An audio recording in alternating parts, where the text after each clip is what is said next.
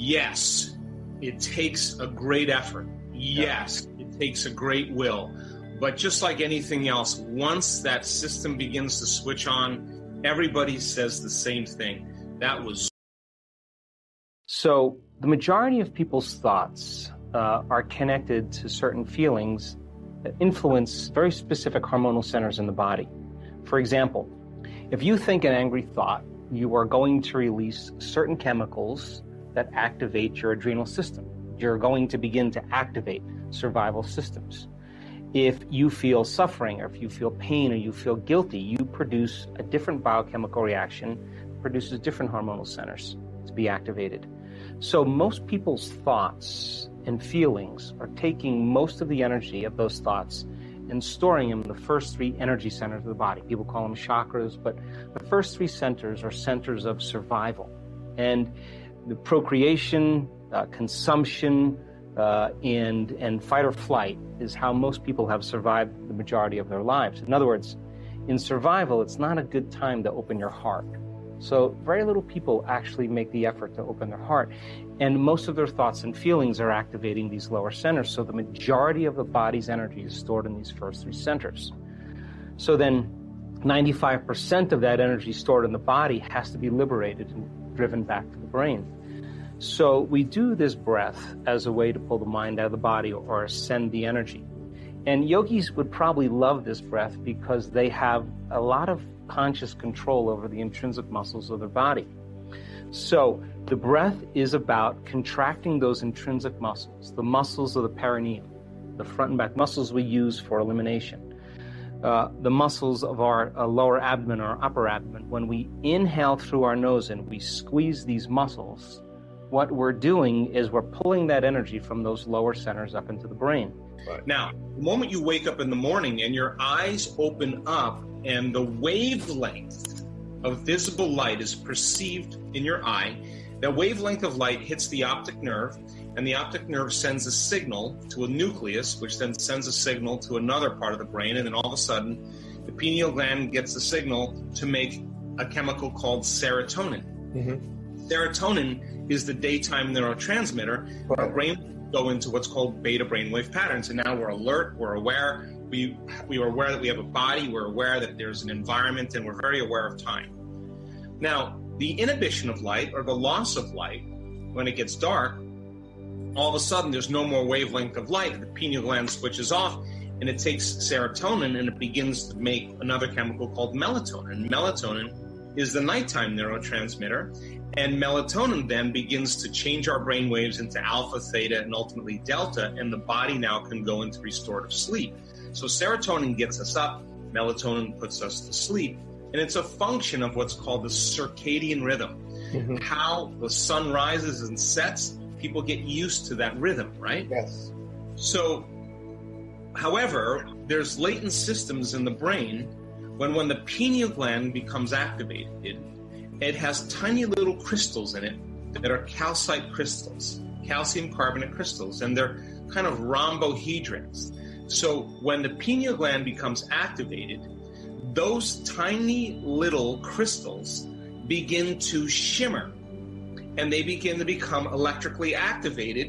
And once they become electrically activated, they become sensitive to frequencies, not frequencies of light. Light has to go through the eyes, through the senses. Once it's activated, it begins to pick up frequencies that are not perceived by the senses, and it transduces that frequency, because that frequency is carrying information, into very profound imagery. And now the person is having an inner vision. That's why it's called the third eye. And that inner vision is way more real than anything you've ever experienced in your three-dimensional reality. This is a very, very low frequency, but this is a very fast frequency. And all of a sudden, the pineal gland begins to make metabolites. Now, melatonin is already an antioxidant, but now the derivatives of melatonin, when this gland is activated, produces very powerful antioxidants that heal: anti-cancer, anti-aging, anti-heart disease, anti-stroke, anti-neurodegenerative, anti-inflammatory, antimicrobial. You take the molecule, you tweak it again, you have a benzodiazepine. What is that? That's Valium. But your body, melatonin already relaxes you, but now hang on, you are going to really chill out. You're going to be, survival centers in your body are going to be shut off, because that's what benzodiazepines do. They shut off your survival centers. So now you feel relaxed. It produces a chemical that puts the body into stasis. The first three centers, you lose sex drive, you lose appetite, you lose the preoccupation with your environment. The body is no longer, the mind, it's no longer driving us. Now you can dream without being interfered with your body. Now, when you inhale, normally when we're just hanging out and breathing, when you inhale, the sutures of your skull slightly open up, and your bone, the base of your spine, called your sacrum, that upside down triangle, actually flexes back. So when you inhale and those sutures open up and your sacrum flexes back, the spinal fluid drains. When you exhale, the sacrum flexes forward and those sutures close, and it pushes the fluid up.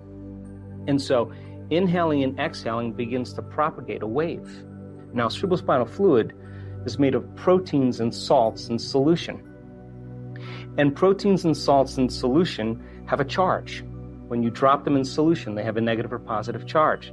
So now when you begin to inhale and you begin to pull that cerebrospinal fluid up towards your brain and you accelerate those charged molecules, according to physics, when you accelerate a charged molecule, you create a invisible field called an inductance field.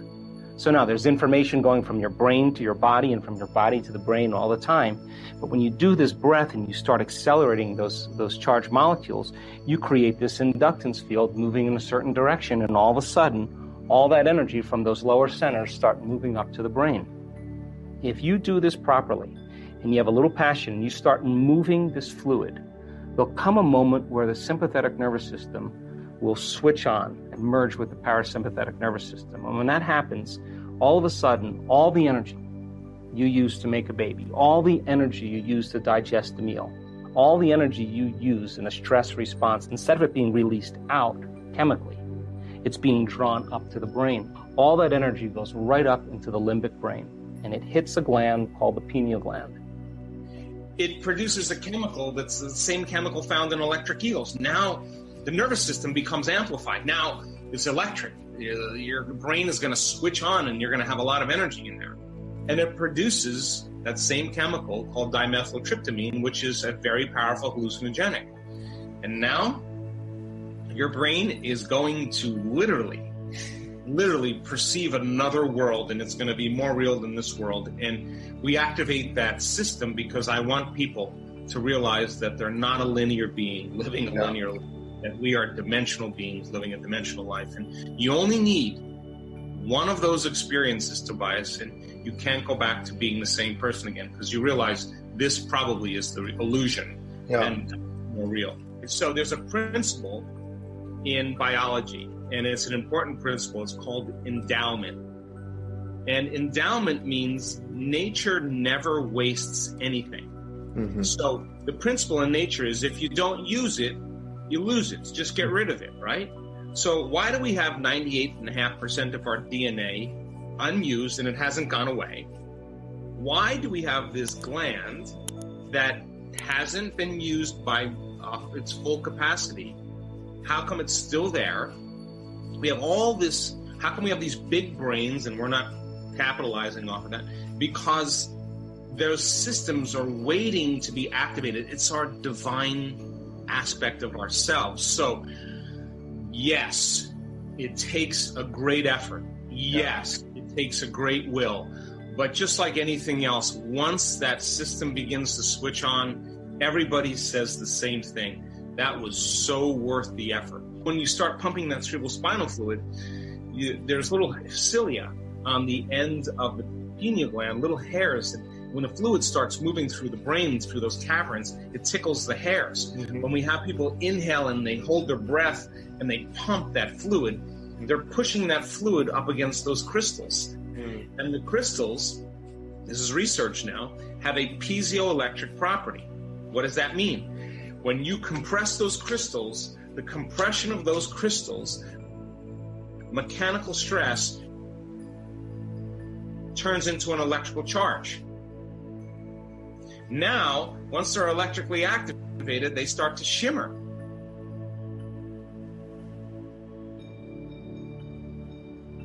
Once they start to shimmer, they're now going to receive information. And now it's a radio dial. It's going to pick up information, and the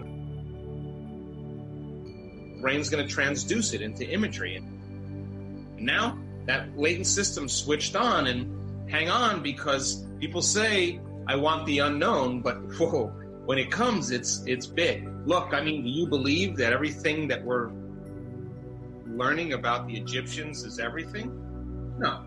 Our research shows that when that system switches on in the brain, the entire limbic system of the brain, the limbic brain, in our research is on fire. It is highly activated. What is the limbic system? It's the pineal, it's the pituitary, it's the thalamus, it's the hypothalamus, it's the corpus callosum. It's just little package right underneath there, the hippocampus, the amygdala, this whole kind of network. That eye of Horus is a side section of that part of the brain. So our research shows that that limbic brain switches on. The Egyptians knew the thinking brain was the architect, the designer, and that this system was the creator. So design it with your thinking brain, but then surrender it and get out of the way and allow this system to hook up to energy and begin to turn it into to an experience. So I think the Egyptians, there's a lot of secrets in that culture that we haven't been told. Certainly the gods were real.